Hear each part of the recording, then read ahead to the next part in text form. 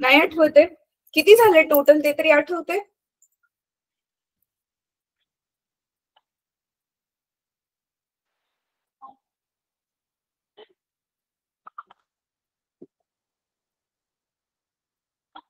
चार पाच किती झालेत एक्सपेरिमेंट? प्रॅक्टिकल्स रे, प्रॅक्टिकल्स किती करून झालेत?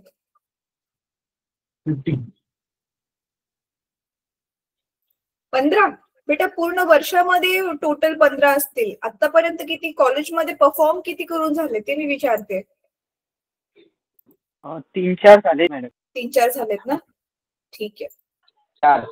4 झालेत. ओके ठीक आहे. बरं ठीक आहे.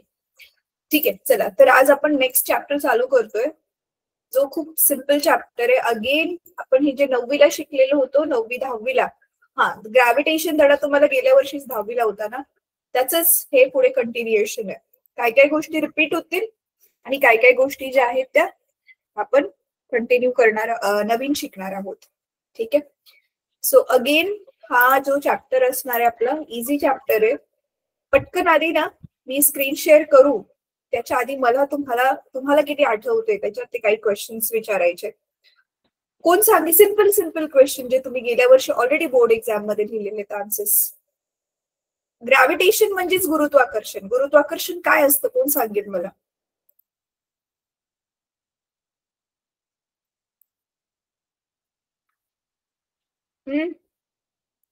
अच्छा मी नाव घेऊ का? प्रद्युम ट्राय कर.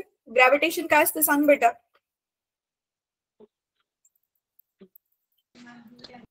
जे आपल्या अर्थ. हा तुझा आवाज ब्रेक झाला प्रद्युम, परत एकदा ट्राय कर.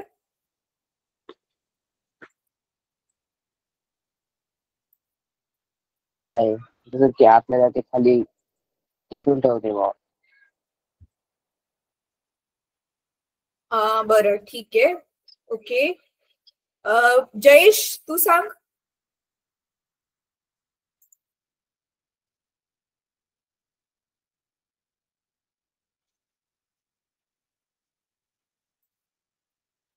जयेश सिंपल क्वेश्चन आहे. What is gravitation? गुरुत्वाकर्षण काय असतं?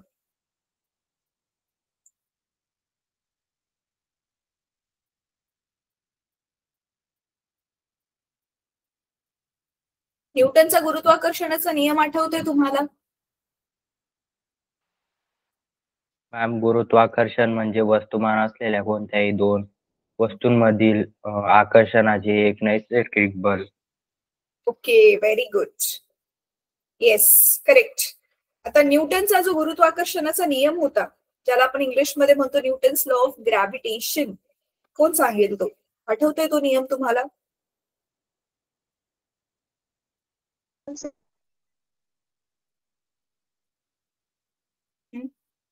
अजूनपर्यंत ज्याने आन्सर नाही दिलं त्यांच्यापैकी कोणी देईल आन्सर? सोपान, सागर. सागर तू कॅमेरा ऑफ केलास तरी चालेल.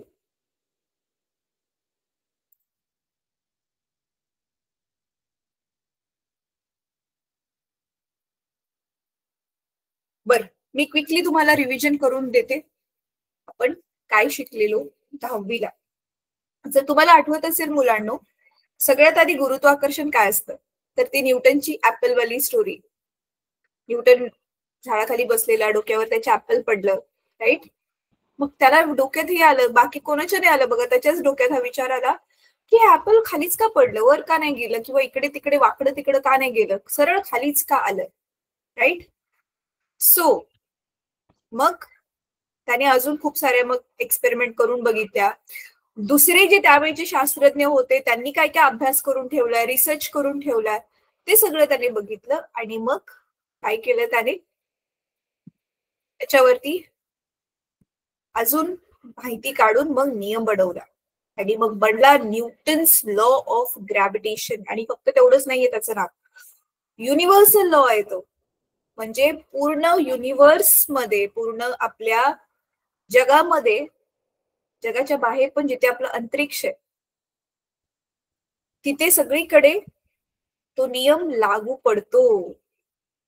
छोट्यातली छोटी वस्तू जिचं वस्तुमान आहे ज्या वस्तूला, त्यापासून मोठ्यातल्या मोठ्या वस्तू, सूर्य घ्या, पृथ्वी घ्या, त्याच्यावरती पण तो नियम लागू होतो. राईट. तर क्विकली रिवाइज करूया आपण 10वी मध्ये जे केलेलं, आणि मग आपण आता काय करूयात, मग ह्या वाला धडा चालू करूयात. ठीक आहे. तर आता मी एक काम करते मुलांनो, तुमचं 10वीचं पुस्तक मी ओपन करते. ठीक आहे.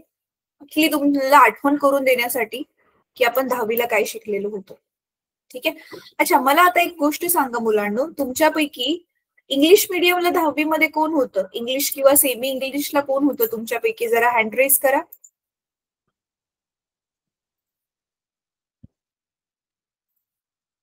अच्छा, जयेश एकटाच होता फक्त. जयेश, तू इंग्लिश मिडियमला होतास की सेमी इंग्लिशला होता बेटा? सेमी इंग्लिशला. सेमी इंग्लिशला होता. बट ठीक आहे, टेक्स्टबुक एकदम सेम टू सेमच आहे तुमचं, फक्त ते इंग्लिश मध्ये होतं, हे मराठीमध्ये. तर मी सध्या मराठीमधलं पुस्तक दाखवते, कारण तुम्ही मेजॉरिटी मुलांनी मराठीतून केलेलं आहे. ठीक आहे. आणि मग आपण आजचा जो धडा आहे त्याला सुरुवात करू.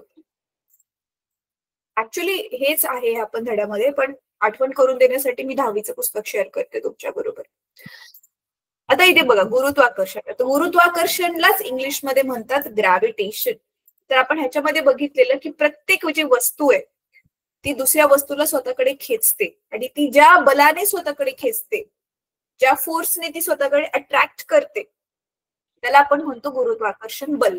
राईट. मग आता बल आणि गती, बलला फोर्स म्हणतात, गतीला मोशन म्हणतात. ते काय असतं हे पण थोडंसं बघितलेलं. न्यूटनचा गुरुत्वाकर्षणाचा नियम बघण्याआधी आपण वर्तुळाकार गती आणि अभिकेंद्री बल, सर्क्युलर मोशन, तर आपण ह्या वर्षी 11वी मध्ये पण मी एक्सप्लेन केलं मागच्या धड्यांमध्ये. आणि सेंट्रिपिटल फोर्स काय आहे? जे बल वस्तूला गोल गोल फिरवायला हेल्प करते तेच आहे सेंट्रिपिटल फोर्स. तर त्याचं एक सूत्र आपण काढलेलं होतं, जे आपण परत एकदा बघणार आहोत. केपलरचे 3 नियम आपण बघितलेले होते, केपलर्स लॉज, ते ह्या वर्षी पण आहेत. ठीक आहे. तर पहिला नियम काय होता? हे इक्वल टाइम मध्ये हा जो इक्वल एरिया ट्रेस करतो, मी हे डिटेल मध्ये नंतर एक्सप्लेन करणार आहे तुम्हाला, डोंट वरी. केपलरचा दुसरा नियम काय होता? पहिला नियम काय होता की जो कुठला पण ग्रह सूर्याभोवती फिरतोय तो वर्तुळाकार आकारामध्ये न फिरता तो इलिप्स मध्ये फिरतोय, इलिप्टिकल पाथ मध्ये फिरतोय. इलिप्टिकल पाथ म्हणजेच लंब वर्तुळाकार. तर मग तुम्ही बघू शकता हे जे गोल आहे हे वर्तुळ नसून तो लंब वर्तुळ आहे. राईट. सेकंड होतं की जो हा एरिया आहे 1, 2, 3 हे तिन्ही सेम सेम असतील, इक्वल टाइम मध्ये इक्वल एरिया ट्रेस करतं, हे पण मी एक्सप्लेन करेल तुम्हाला. आणि तिसरा नियम काय होता? जो पूर्ण एक राऊंड मारण्यासाठी जो लागणारा टाइम आहे त्याला काय म्हणतात? आवर्त काळ. तो जो आवर्त काळ आहे तो सरासरी अंतराच्या समानुपाती असतो, सरासरी अंतराच्या घनाच्या समानुपाती असतो, हे आपण बघितलेलं होतं. त्याचा काळाचा जो वर्ग आहे तो सरासरी अंतराच्या घनाचा समानुपाती असतो, हे आपण बघितलेले. हे 3 केपलरचे नियम आता पण आपण डिटेलमध्ये बघणार आहोत.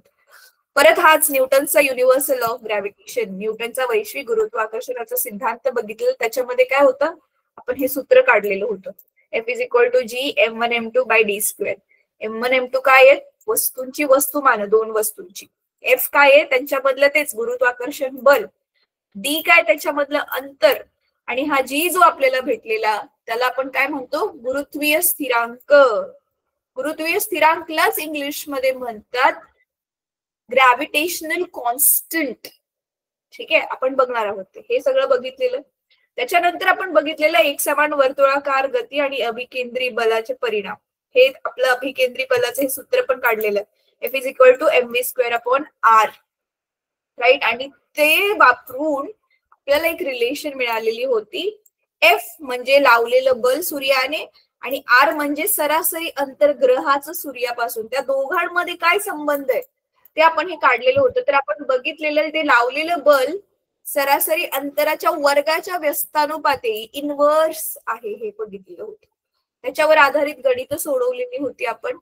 परत मग आतापर्यंत जनरल कुठल्या पण ग्रहासाठी, ताऱ्यासाठी आपण आतापर्यंत जे टॉपिक्स होते ते बघितले. आणि ह्याच्या पुढे आपण फक्त फोकस केलेला पृथ्वीवरती. तर पृथ्वीकडे पण गुरुत्वाकर्षण बल आहे. त्याच्यानंतर पृथ्वी जे गुरुत्वाकर्षण बल लावते त्याच्यामुळे वस्तूला जे आहे किती त्वरण मिळतंय, गुरुत्व त्वरण वस्तूला कुठल्या पण किती मिळते, म्हणून अर्थ ग्रॅव्हिटेशनल ऍक्सेलरेशन म्हणजे छोटा जी इथे. तर छोट्या जीचं बघा आपण हे सूत्र काढलेलं होतं. हे एफ इज इक्वल टू ह्या दोन सूत्रांना वापरून आपण हे जीचं छोट्या जीचं नवीन सूत्र काढलेलं होतं. परत मग पृथ्वीवरती जीची किंमत जी आहे ती उंचीनुसार खोलीनुसार चेंज होत जाते, ते बघितलेलं होतं. परत वजन आणि वस्तुमान, मास आणि वेट दोघांमध्ये फरक आहे हे आपण पहिल्या धड्यात पण ह्या वर्षी पण बघितलेलं होतं. आठवतं युनिट्स अँड मेजरमेंट्स मध्ये मी तुम्हाला एक्सप्लेन केलेलं होतं. आणि त्याच्यानंतर ना मग मुक्त पतन काय असतं, फ्री फॉल काय असतो हे बघितलेलं होतं. आणि ग्रॅव्हिटेशनल पोटेन्शियल एनर्जी, गुरुत्वीय स्थिती ऊर्जा काय असते ते बघितलेलं होतं. मुक्त वेग काय बघितलेलं होतं. आणि असं करून आपला धडा संपलेला होता. हे मुक्त वेगावरती आधारित हे जे आपल्याला सूत्र मिळालेलं आहे त्याच्यावर आधारित ही गणित होती आणि आपली एक्सरसाइज होती. तर हे सगळं आपण गेल्याच वर्षी केलेलं होतं. तर आय होप तुम्हाला हे आठवत असेल. कोणाकोणाला हा पहिल्याच धडा असल्यामुळे आपण नेहमी पहिल्या धड्यापासूनच उजळणी पण करतो, प्रॅक्टिस पण करतो. तर बऱ्यापैकी चांगला आठवतोय हा धडा. असं किती जण आहे तुम्ही, गेल्या वर्षी आपण ह्या धड्यात नक्की काय केलेलं चांगल्यापैकी बऱ्यापैकी आठवते खूप जणांना. असे कोण कोण आहे हात वर करा जरा. नाही आठवतोय तुम्हाला हा धडा? खूप वेळ झाला असं?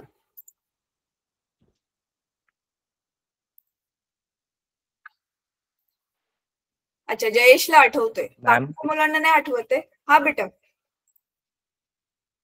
मॅम मी एक प्रश्न विचारू शकतो? हो विचार ना. मॅम हे भास्कराचार्य जे होते ना त्यांनी न्यूटन आणि लेब्निझ हे शास्त्रज्ञ होते ना, हो हो बोल ना. गुरुत्वाकर्षणाचे शोध लावलेले.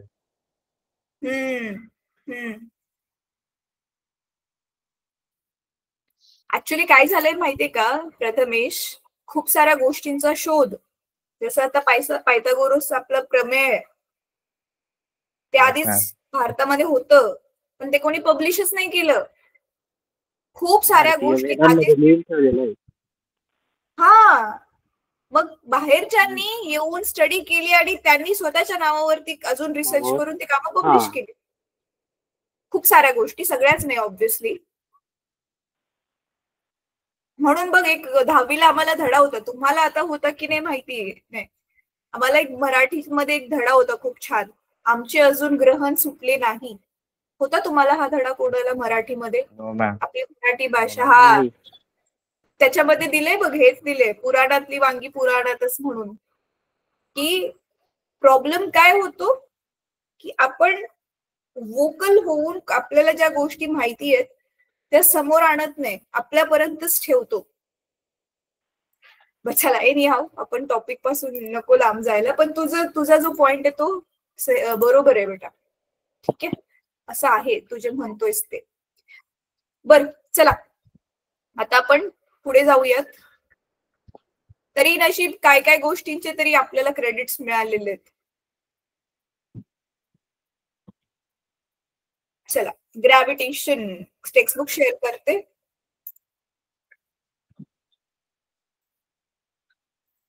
हा, त्याची नवीन मुलं जॉईन झालेत आता, जे की आपण आजपासून नवीन धडा चालू करतोय. तर तुम्ही रेग्युलर राहिला तर तुम्हाला आता ह्या पुढे जेवढं पण मी शिकवेल ते सगळं जवळजवळ कळेल बरं का. हा, पण ऑब्व्हियसली तुम्ही रेग्युलर राहायला हवं. रेग्युलर नसाल तर कोणालाच नाही कळणार मग ते.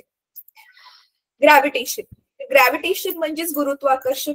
ठीक आहे, तर आता ह्याच्यामध्ये जे बघा दिलंय, इंडियन ऍस्ट्रोनॉट, आर्यभट्टा वगैरे, ही सगळी जी नावं आहेत ना, हे जरा तुम्ही वाचून काढा की ह्यांनी काय दिलेलं आहे, ह्यांना नक्की काय म्हणायचंय. चला सध्या आपण आपला इंटरेस्ट वाढवण्यासाठी काय करूया, फक्त हा वाला एक पॅरेग्राफ वाचून काढूया. आम्हाला थोडं छोटं करते. हा, इथून ते इथपर्यंत खालपर्यंत हा वाला पॅरेग्राफ युनिव्हर्स पर्यंत. ठीक आहे, तर बघूयात आता काय सांगितलंय. Indian astronomer and mathematician Aryabhatta. आता हे इंग्लिश मध्ये वाचताना इंग्लिश लोक काय म्हणतात, आर्यभट्टा, ते आर्यभट्ट आहे. ठीक आहे. So 476 to 550 AD. AD माहितीये ना, क्राइस्ट नंतरचा period. Studied the motion of moon, earth and other planets in 5th century AD. In his book Aryabhatiya, he concluded that earth revolves about its axis and it moves in a circular orbit around the sun. हा पहिली माहिती ही त्यानेच दिलेली होती की पृथ्वी सूर्याभोवती पण फिरते आणि स्वतः भोवती सुद्धा फिरते आणि ह्याच्या उलट नाही होत. ठीक आहे. आधी लोकांना काय वाटायचं, पृथ्वी पण सूर्याभोवती फिरते आणि सूर्य पण पृथ्वीभोवती फिरतोय असं वाटायचं लोकांना, पण तसं नाहीये. Also moon revolves in a circular orbit around the sun. Also sorry मी एक स्किप केला. हा. Also moon revolves in a circular orbit around the earth almost 1000 years after Aryabhatta. 1000 वर्षानंतर टायको ब्रा 1546 to 1601 म्हणजे हा त्यांचा जीवन कालावधी बरं का. त्यांचा जन्म झालेला 1546 मध्ये आणि 1601 मध्ये त्यांची मृत्यू झाली. अँड जोहान्स केपलरचे ज्याचे लॉज येतात आपल्याला 1571 to 1630 studied planetary motion. Planets म्हणजे ग्रहांचं त्यांनी मोशन अभ्यासलं. Through careful observations Kepler analyse the huge data meticulously recorded by Tycho Brahe and establish 3 laws of planetary motion. त्यांनी स्वतःहून ऑब्झर्वेशन घेतले आणि ह्या जो टायको ब्रे आहे त्याचे पण त्यांनी खूप अभ्यास केला. त्यांनी काय काय लिहून ठेवलेलं आणि मग त्यांनी केपलरचे स्वतःचे 3 नियम बनवले. He showed that the motion of planets follows these laws was provided by Newton. Sorry मी परत काहीतरी मिस केलं. हा. He showed that the motion of planets follows these laws. प्लॅनेटचं मोशन हे नियम पाळतं. The reason why the planets obey these laws was provided by Newton. पण हे नियम प्लॅनेट्स का पाळतात त्याचं कारण मात्र कोणी सांगितलं, न्यूटनने. त्याचं ग्रॅव्हिटेशनचा नियम सांगू. He explained the gravitation is the phenomena responsible for keeping planets in their orbits around the sun. The moon also revolves around the earth due to gravitation. Gravitation compels dispersed matter to coalesce. Hence, the existence of the earth, the sun, and all material macroscopic objects. Macroscopic objects म्हणजे मोठे objects जे आपल्याला डोळ्याने असे दिसतात आणि खूप मोठे असतात. ठीक आहे. तर ग्रॅव्हिटेशन कॉम्पेल्स डिस्पर्स्ड मॅटर टू कोलसेन्स म्हणजे काय आहे याचा अर्थ? कोण सांगेल मला? कळलंय ह्याच हे जे मिनिंग आहे ह्यावाल्या सेंटेन्सचं? डिस्पर्स बघा, ह्याच्यामधले आता खूप सारे कॉम्पेल्सचा पण अर्थ, डिस्पर्सचा अर्थ, मॅटर. जयेश, तुला काही कल्पना आहे याची?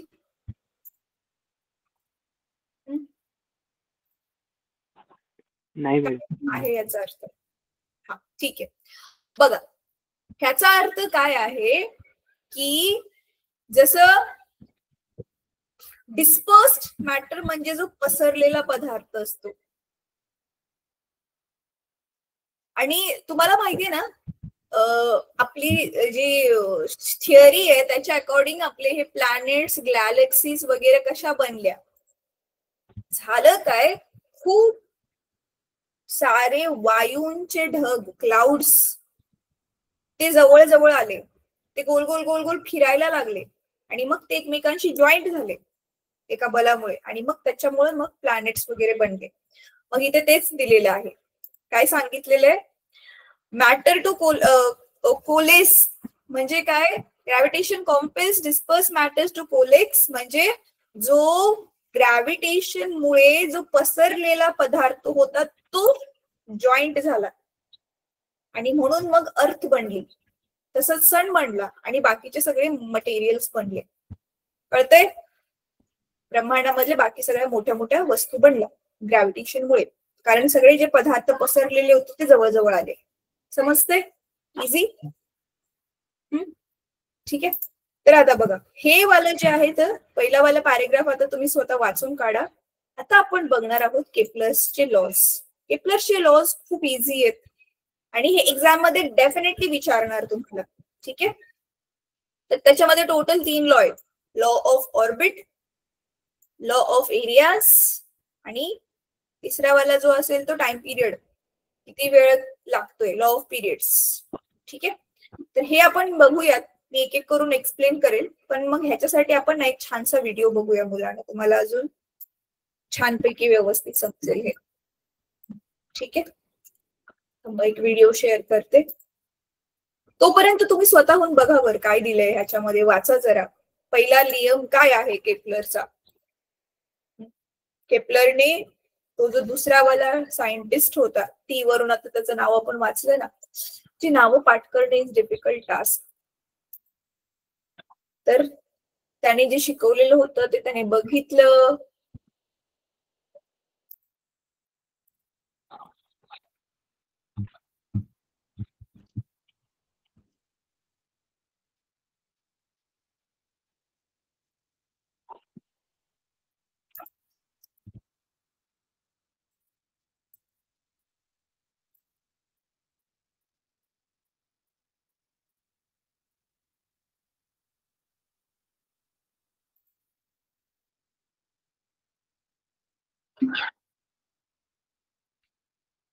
ठीक आहे. थांबा, आता व्हिडिओ प्ले करते मी.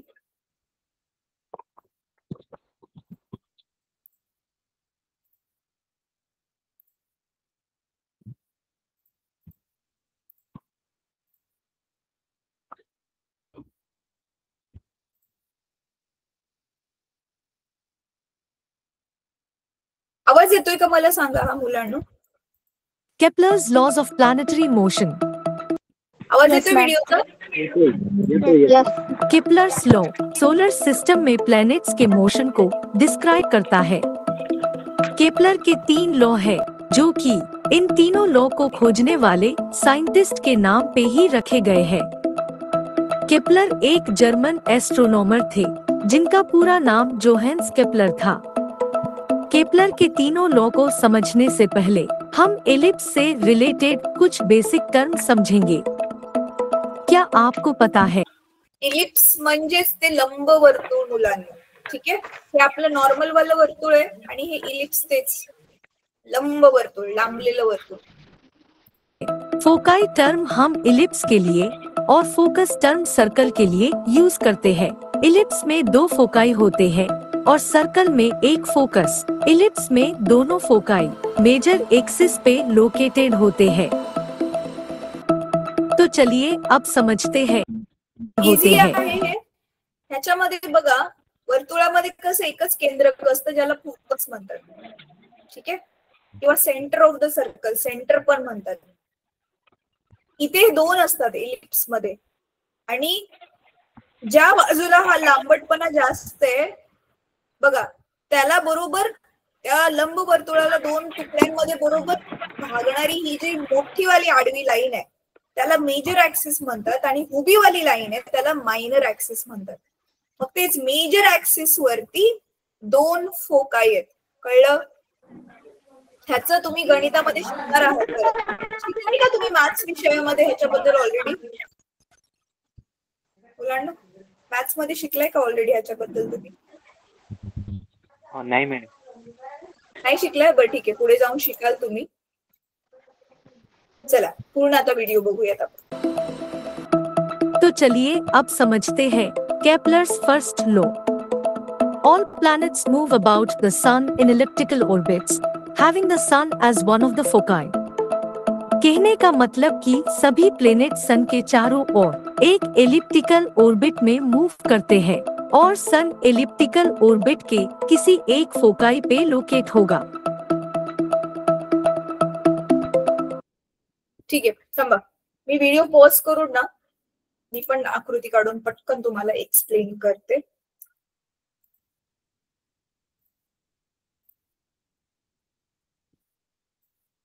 सिंपल आहे. पहिल्या लॉ काय सांगतो की सूर्याच्या भोवती सगळे जे प्लॅनेट्स आहेत म्हणजे सगळे आपले जे ग्रह आहेत ते एका गोल सर्कल मध्ये न फिरता कशामध्ये फिरतात? ते इलिप्टिकल पाथ म्हणजे एका लंब वर्तुळाकार हे लंबवर्तुळ आहे आपलं समजा, ठीक आहे, हे आहे आपलं लंबवर्तुळ. रे थांबा, चांगलं नाही आलं हे.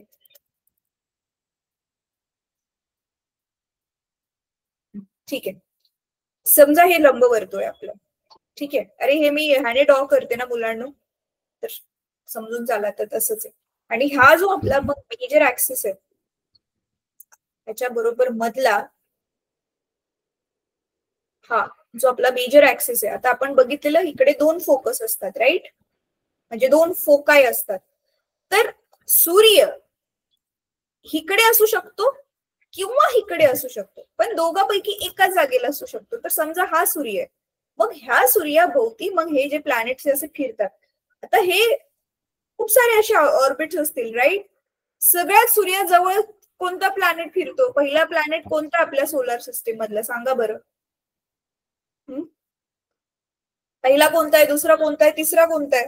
चला इझी क्वेश्चन, तिसरा प्लॅनेट कोणता आहे सूर्याभोवती फिरणारा?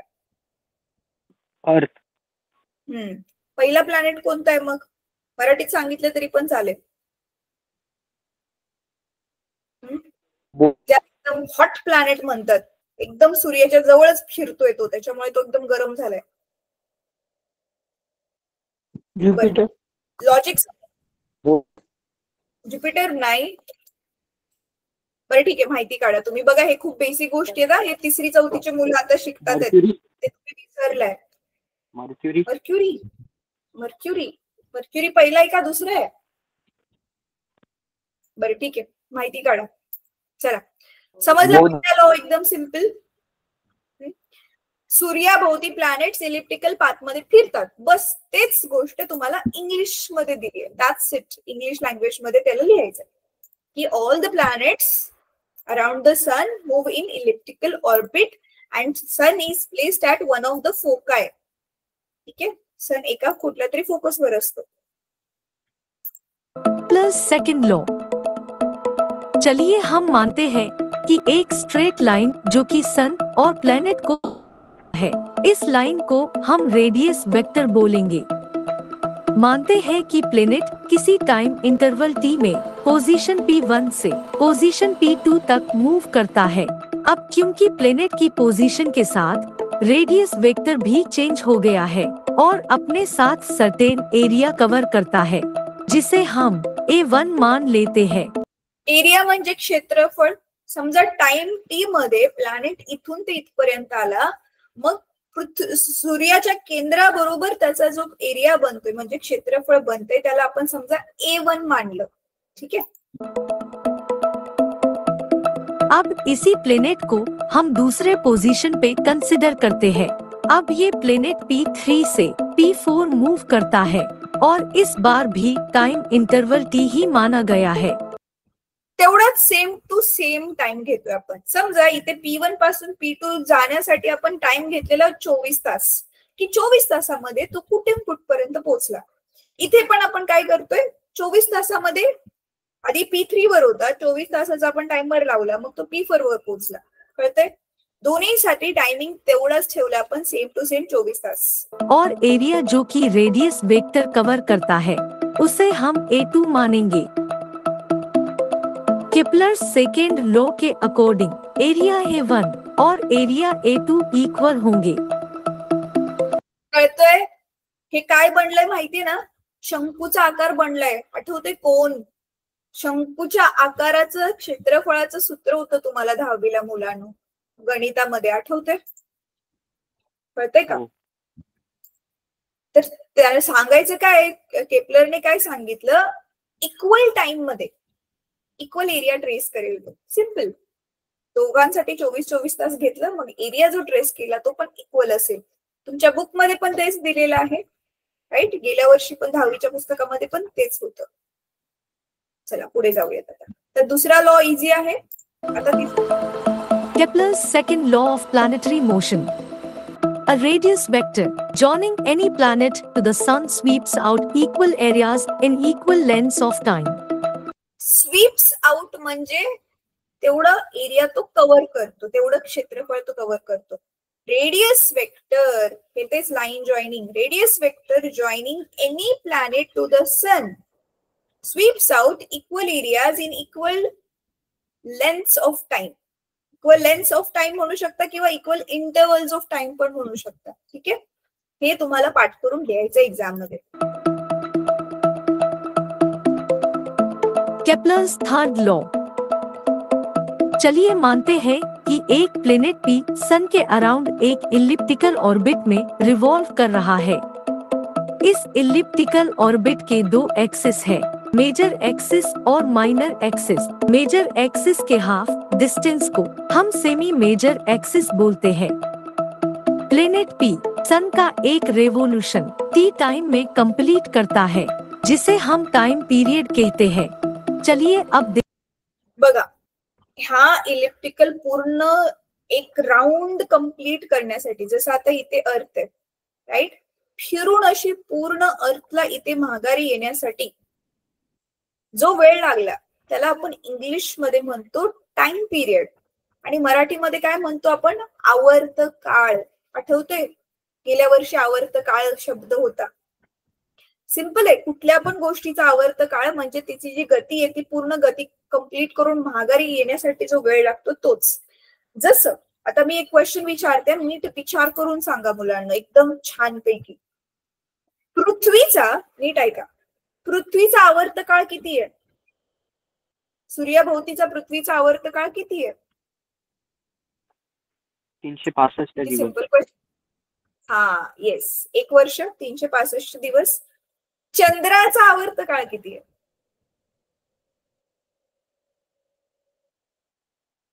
चंद्राचा आवर्त काळ किती आहे? पृथ्वीभोवती जो आपला चंद्र फिरतोय त्याचा आवर्त काळ किती आहे?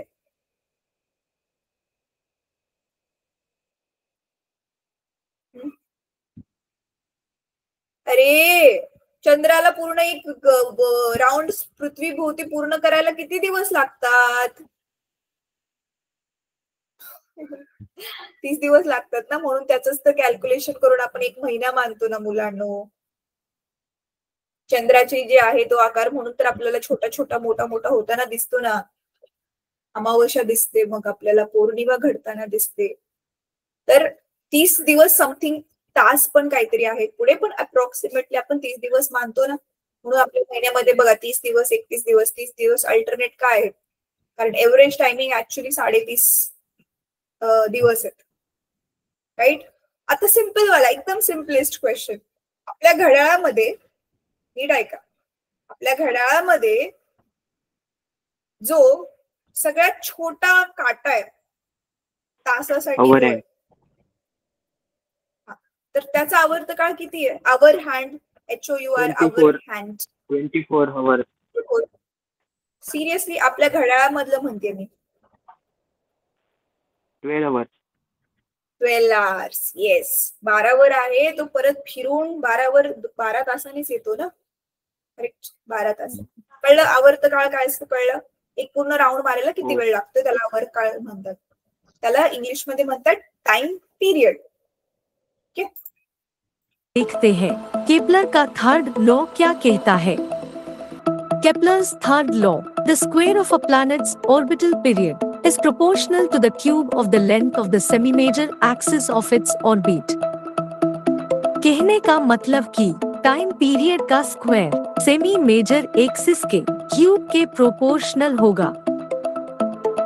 इथे मुलांनो हे आर जो आहे तो सेमी मेजर ऍक्सिसची इथे लेंथ जरी सांगितली असली तरी आपण एकदा तुमच्या पुस्तकात चेक करू ते काय आहे, पण ऍक्च्युअल मध्ये ते काय आहे माहितीये?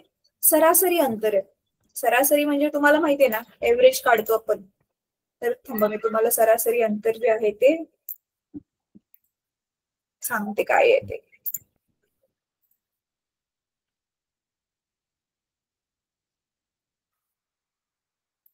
बघा, हा इथे समजा आपला, ही इथे प्लॅनेट आहे राईट. तर सूर्य, हा प्लॅनेट इथे असताना सूर्यापासूनच समजा त्याचा अंतर घेतला आपण R1, इथे प्लॅनेट गेल्यावरती R2, अशी ना सूर्याचे म्हणजे त्या प्लॅनेटच्या सगळ्या पोझिशन साठी सगळे आपण R1, R2, R3 जेवढे पण RR होतात ते सगळे काढले, कॅल्क्युलेट केले, आणि ते सगळे समजा आपल्याकडे टोटल RN पर्यंत आहेत. किती आहेत आपल्याकडे माहिती नाही, RN पर्यंत आहेत, भागिले टोटल किती आहेत, IN आहेत. असं आपण सरासरी काढून जे R काढतोय ते सरासरी अंतर म्हणजे सूर्यापासूनच त्या प्लॅनेटचं सरासरी अंतर, त्याचा जो घन आहे आणि हा दोघांचा एकमेकांशी काय आहे असं समानुपाती आहे. टाइम पिरियडचा वर्ग घना ते सरासरी अंतराच्या घनाशी तो काय असतो, समानुपाती असतो, डायरेक्टली प्रपोर्शनल असतो.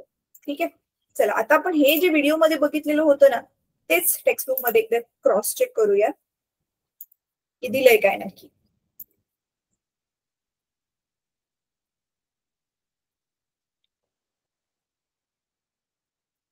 तर केपलर्स लॉज, तर फर्स्ट आपला लॉ काय आहे, लॉज ऑफ ऑर्बिट. तर हे तुम्हाला बघा डार्क ब्लॅक मध्ये दिले, हे पाठ करायचे, आकृती पण ड्रॉ करायची एक्झाम मध्ये विचारल्यावर. All planets move in elliptical orbits around the sun with the sun at one of the foci of the ellipse. Simple. सगळे प्लॅनेट सन भोवती इलिप्स मध्ये फिरतात आणि with sun at one of its foci. त्या इलिप्सच्या एका कुठल्या तरी फोकायला सन ठेवलेला असतो, फोकसला. ठीक आहे. परत लॉज ऑफ एरियाज, हे पण तुम्हाला पाठ करायचंय. Line that joins a planet. आता व्हिडिओ मध्ये दिलेलं होतं वेक्टर, रेडियस वेक्टर म्हटलेलं होतं, पण तुम्हाला जे पुस्तकात सिंपल दिले तेच लिहा तुम्ही. The line that joins the planet and the sun, जी लाईन प्लॅनेटला आणि सनला जॉईन करते ती line sweeps equal areas in equal intervals of time. Simple आहे. ती लाईन इक्वल एरिया कापते इक्वल टाइम इंटरवल मध्ये, इक्वल वेळेमध्ये. सिंपल. आणि मग ही आकृती पण काढायची आहे तुम्हाला आणि इथे दाखवायचंय की जो एरिया जो कापलेला आहे तिने तो सेम आहे. तर बघा गेल्या वर्षी होतं तेच आहे, फक्त यांनी काय केले तुम्हाला दिसतंय मुलांनो, इथे रेडियस वेक्टर आर बार दाखवलेला आहे लाईन दाखवण्यासाठी. हे बघा दिसते तुम्हाला हे आर बार, आणि नंतर काय केलेलं आहे, एरिया जो आहे त्या एरियासाठी हे डेल्टा एल डेल्टा ए नाव दिलेलं आहे, आणि तो जो एरिया कापलेला असतो तो इक्वल असतो ते दाखवलेलं आहे. हा आता इथे ना एक नवीन गोष्ट त्यांनी सॉल्व्ह करून दाखवले, हे एल वगैरे काय आहे ना. हा, this prove that laws of area, this is an consequence of gravitational force being central force. तर हे काय आहे हे मी तुम्हाला थोडक्यामध्ये एक्सप्लेन करते. बघा सिंपल आहे. काय सांगितलेलं आहे, position of planet is denoted by r bar and perpendicular component of its momentum is denoted by p bar. Momentum म्हणजे माहितीये ना तुम्हाला मुलांनो, मास आणि वेलोसिटी. आता नीट लक्षात घ्या. आता एरिया आपण ज्यावेळी काढतोय, एरियाचं जे सूत्र आहे ते एरियाचं सूत्र कसं काढणार आपण. एरिया ऍक्च्युली तुम्हाला जे सूत्र होतं ना 10वीला, वर्तुळ पाकळी आहे ना इथे, पण इथे वर्तुळ पाकळीचं सूत्र डिरेक्टली आपण नाही वापरू शकत, कारण हे आपलं लंब वर्तुळ आहे. आठवते 10वीला वर्तुळ पाकळीच्या सूत्राचा फॉर्म्युला होता तुम्हाला, वर्तुळ पाकळीचं सूत्र होतं तुम्हाला मुलांना, आठवते का तुम्हाला? बोर्डाच्या परीक्षेत पण विचारलं असेल. काय होतं सूत्र, वर्तुळ पाकळीचं क्षेत्रफळाचं सूत्र काय होतं? वर्तुळ पाकळीचे क्षेत्रफळ होतं ना हे 10वीला. एक होतं वर्तुळाचा खंड, दुसरं होतं वर्तुळाची पाकळी, त्याचं पण काहीतरी सूत्र होतं. मग इथे पण तेच आहे, पण इथे वेक्टरचा फॉर्म यूज करून आपण काय केलेलं आहे नीट बघा, ते एक्सप्लेन करते तुम्हाला.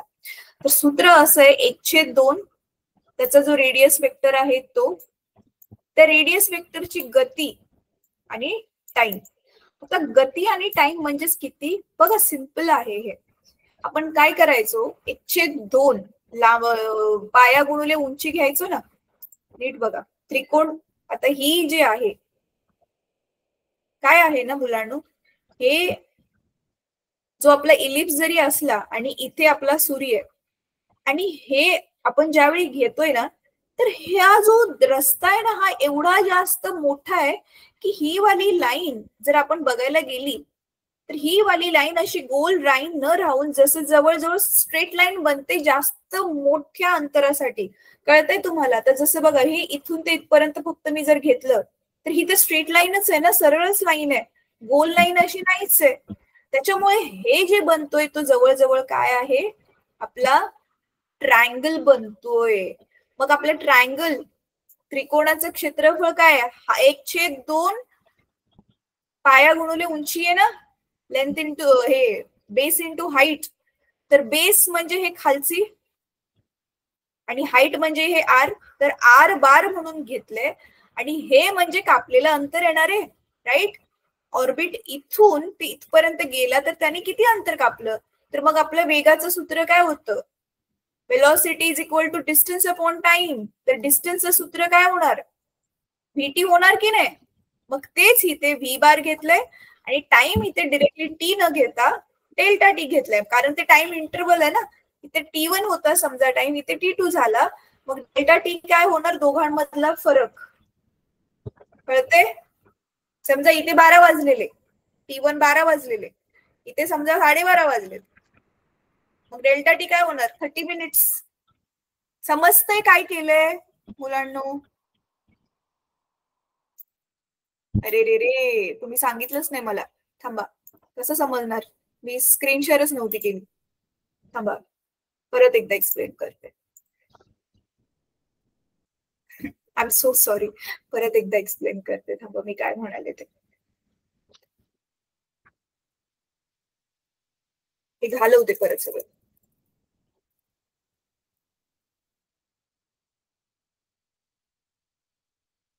आपल्याला काय काढायचंय? एरिया किती कापलाय ना, है ना, क्षेत्रफळ किती कापलं. आता नीट बघा, परत एकदा एक्सप्लेन करते.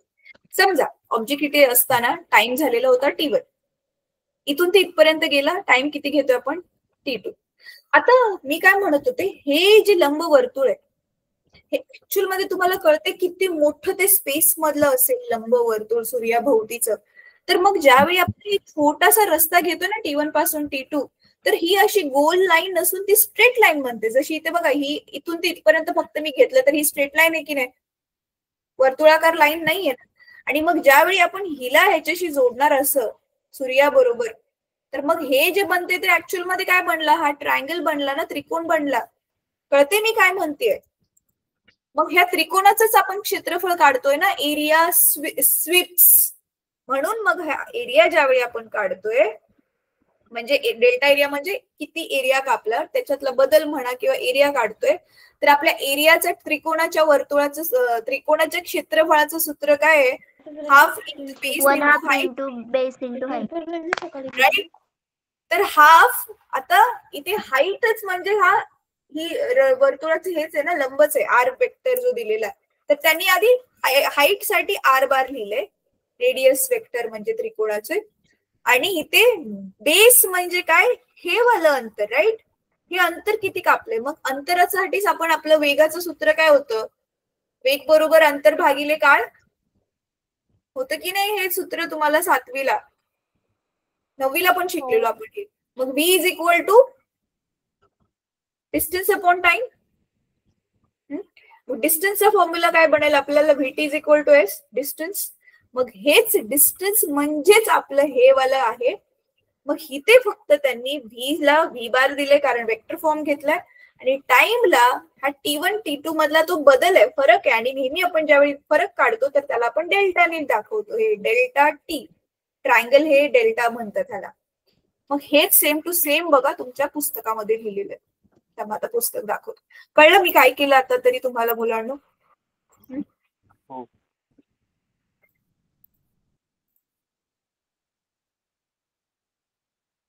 हा, स्क्रीन शेअर करते पुस्तकाची.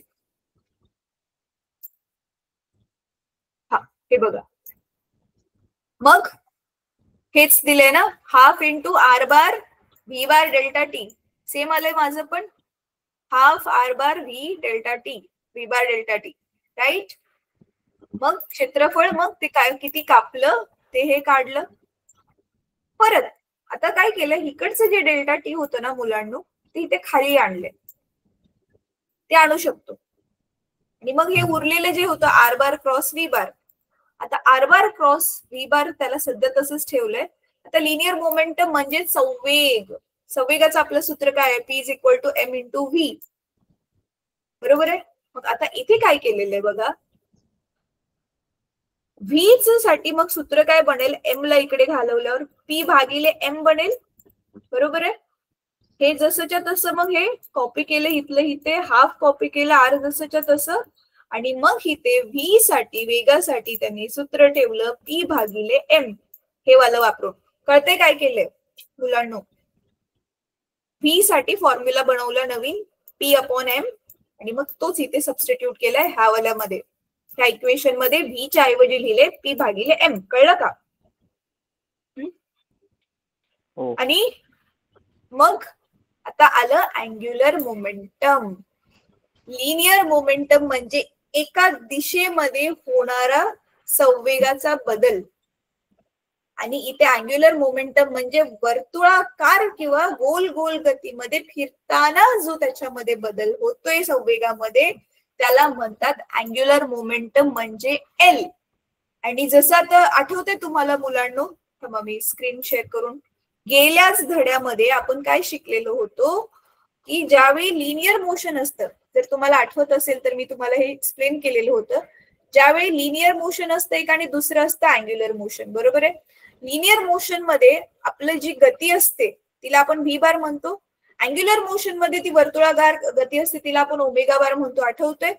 आपण ह्याच्यामध्ये डिस्टन्स कापतो असं स्ट्रेट लाईन मध्ये, आणि वर्तुळाकार मध्ये आपण अँगल कापतो. मग इथे एस च्या ऐवजी थिटा येतं, व्ही च्या ऐवजी ओमेगा येतं. राईट.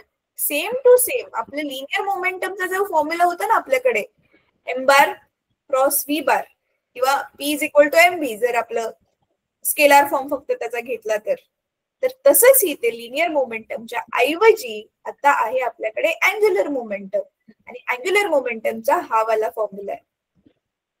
ठीक आहे. लिनियर मोमेंटम म्हणजेच आपला जो रेडियस वेक्टर आहे तो त्याचा संवेग किती किती बदलत चाललाय. रेडियस वेक्टरच फिरतोय ना गोल गोल गोल गोल गोल गोल, मग त्याचा संवेग किती बदलतोय त्यालाच आपण म्हणतोय अँग्युलर मोमेंटम. कळते? म्हणून इथे बघा L bar is equal to R bar cross P bar. ठीक आहे. आणि म्हणून मग इथे जे खाली 2 होतं ते आता काय केलं, म्हणून बघा हे R bar cross P bar जसंच्या तसं लिहिलं, म्हणजे हे आर बार क्रॉस पी बारच्या ऐवजी मग हे एल लिहिलं इथे, आणि खाली हे 2 आणि एम उरलेलं तर हे ते 2m लिहिलं. मग हे आपले नवीन रिलेशन बनलं. काय बनलं? दिलेल्या वेळेमध्ये जेवढा एरिया ट्रेस करतोय आपला तो रेडियस वेक्टर किंवा ग्रह, त्याच्यासाठी नेहमी प्रत्येक वेळी एल भागिले 2m हे कॉन्स्टंट राहील. म्हणजे तोच अर्थ आहे जे आता स्टेटमेंट होतं, इक्वल टाइम मध्ये इक्वल क्षेत्रफळ कापलं जातं, तोच हा त्याचा अर्थ आहे. पण आपल्याला त्याच्याबरोबर हे पण एक्स्ट्रा मिळालं की त्याचं जे अँग्युलर मोमेंटम आहे त्याला जर आपण मासने भागलं तरी त्याचं पण जे गुणोत्तराचं जे उत्तर येतं ते नेहमी स्थिर राहणार आहे, असा त्याचा अर्थ आहे. कळते मुलांनो? येस. ठीक आहे. तर हा झाला आपला सेकंड लॉ, आणि हा वाला लॉ तर तुम्ही गेल्या वर्षीच केलेला आहे. टी स्क्वेअर आणि आर क्यूब ते नेहमी कॉन्स्टंट राहणार. आता हे केपलरच्या थर्ड लॉ नुसार हे कॉन्स्टंटची किमती दिलेल्या आहेत. कॉन्स्टंट आहे खरं, पण मग पृथ्वीसाठी किती आहे त्या कॉन्स्टंटची किंमत? 2.96. बाकी सगळ्या ग्रहांसाठी त्या किती किमती आहेत त्या दिलेल्या आहेत, आणि तुम्ही बघू शकता ऑलमोस्ट 2.95, 3, 2.98 सरासरी ह्या सगळ्याच्या सगळ्या किमती 3 आहेत. कळते तुम्हाला? दिसते? वंडरफुल आहे ना? 3 उत्तर आलंय ह्या सगळ्यांसाठी जवळजवळ. तर हे झाले असे आपले तिन्ही पण केपलरचे लॉज, आणि हे वाला तुम्ही आता स्वतः करायचंय मुलांना. ट्राय करा. हे होमवर्क साठी गणित आहे, आणि मला नेक्स्ट वीक मध्ये सांगा. ठीक आहे? हे वाला गणित. चला आता आपला वेळ संपलाय. 32 झालेत, 9:32. तर आज 2 ऍक्च्युली आज एकच होमवर्क आहे. तो होमवर्क काय आहे? हे केपलरचे नियम चांगले रिवाइज करा. त्याच्यानंतर ना ते गणित आता जे सांगितलेलं सॉल्व्ह वालं ते सॉल्व्ह करा. आणि कालचा होमवर्क काय होता? संडेच्या संध्याकाळपर्यंत प्लीज एक्सरसाइज सॉल्व्ह करून टाका ग्रुपमध्ये. ठीक आहे. आणि परवा दिवशीचा तुमचे 3 दिवसाचे होमवर्क आता पेंडिंग राहिलेत, परवाचा, कालचा, आजचा. सो प्लीज संडे पर्यंत ते सगळे करा. ठीक आहे. आजच आय होप तुम्हाला सगळ्यांना आज सगळं समजलं असेल मुलांना. अच्छा, सोपान नावाने ज्या मुलीने जॉईन केले, बेटा तुझं काय नाव आहे? काजल नागरे. काय परत सांग? काजल नागरे. काजल, समजलं तुला आज शिकवलेलं बेटा? हो. ठीक आहे, व्हेरी गुड. जयेश, अमृता, तुम्हा दोघांना समजलं? भावेश? Yes ma'am. हो मॅडम. बघा, जे समजलंय ना ते पटकन रिवाइज केलं ना तुम्ही आजच्या आजच, 5 मिनिटं लागतील फक्त रिव्हिजनला, डोक्यामध्ये एकदम परमनंटली फिट होईल. ठीक आहे, विसरणार नाही मग कधी. म्हणून revision on same day is very important. ठीक आहे, चला आता आपण डायरेक्ट नेक्स्ट वीक मध्ये भेटू. सॅटर्डे संडे ऑफ असतो, तुम्हाला माहिती आपला. ठीक आहे, चला बाय, गुड नाईट. होमवर्क पक्का करून टाका ग्रुपमध्ये, फोटो टाका आपल्या व्हॉट्सअप ग्रुपमध्ये.